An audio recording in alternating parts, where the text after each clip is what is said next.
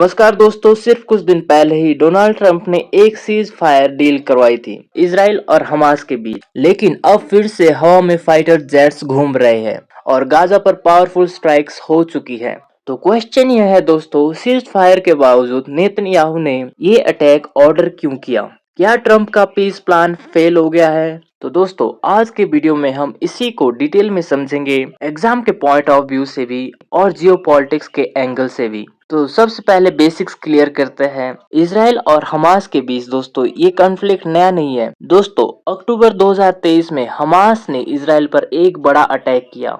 उसके बाद इजराइल ने full scale military operation launch कर दिया। 2 साल बाद भी यानी कि 2025 में पीस एस्टेब्लिश नहीं हो पाई है। हर कुछ महीने में सीज फायर होती रहती है और फिर छोटी सी इंसिडेंट से तोड़ भी दी जाती है। तो दोस्तों, आपको ये भी पता होगा 10 अक्टूबर 2025 को एक यूएस ब्रोकर्ड सीज फायर लागू हुई थी, जिसमें यूएस प्रेसिडेंट डोनाल्ड ट्रंप ने एक महत्वपूर्ण भूमिका निभाई थी और इसी सीज फायर के चलते उन्हें पीस नोबेल प्राइज में भी नॉमिनेट किया था।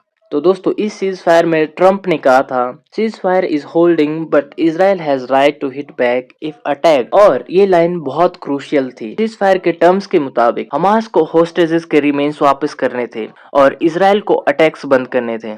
इनिशियल पीस बना रहा, लेकिन फिर एक इंसिडेंट ने सब तोड़ दिया। इजराइल का कहना है दोस्तों, हमास ने सीज फायर को वायलेट किया जब उन्होंने गलत तरीके से एक इजराइल सोल्जर के बॉडी को रिटर्न किया। इजराइल ने इसे मैनिपुलेशन और प्रोवोकेशन कहा।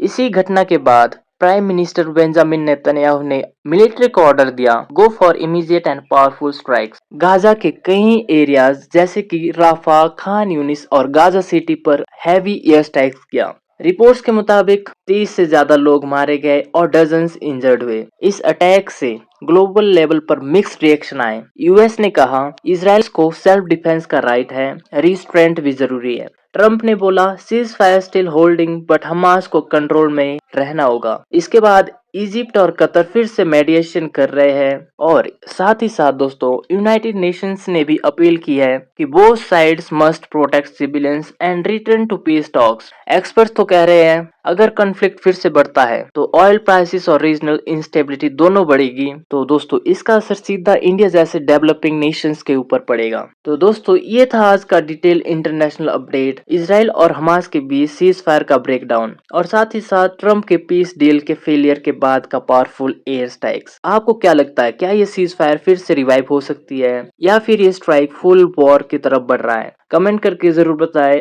और ऐसे ही डेली Subscribe. एजुकेशनल एनालिसिस के लिए चैनल को लाइक करें, शेयर करें और सब्सक्राइब करना ना भूलें। मिलते हैं आपसे अगले वीडियो में। नमस्कार।